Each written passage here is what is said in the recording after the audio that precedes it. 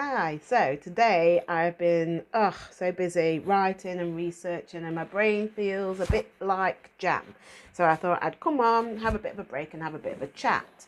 So one of the things I've been researching about is different spiritual traditions in the Caribbean. And that's going to be an article posts at some point in the future. But what really inspired me to come on and chat to you guys today was I wanted to talk a little bit about Obeah, which if you follow me anyway, you'll know I practice. And I often describe it as Jamaican witchcraft. It's an Afro-Caribbean magical and spiritual tradition with origins in West Africa. And one of the things I think that's important to realise with any of our spiritual traditions is that they change and develop over time, and they have to. It's important that they do that. Otherwise, they become stagnant and not fit for purpose and neither use nor ornament. And so it's important that they change to fit in with the struggles of the people who are practicing and believing at that time. I think that's just something that's obvious. And particularly if you know the history of the Caribbean, so it is entrenched in violence, colonialism, slavery, bloodshed. And I think, so many of us alive today couldn't even imagine the horror. And that energy, that desperation, all of those feelings, the pain and the bloodshed, they radically transform the land and the people.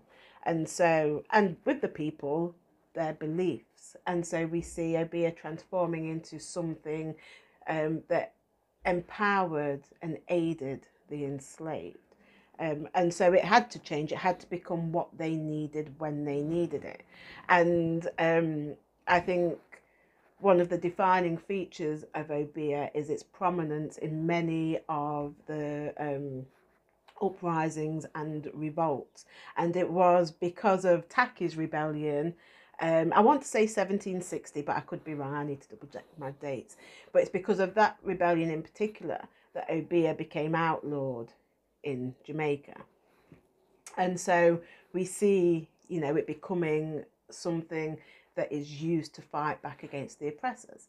And Nanny of the Maroons, a Jamaican national hero and Obeah woman, is another mighty Obeah woman who used the power of Obeah as well as her military might and strategy to defeat the better armed, the better equipped military might of Britain at the time.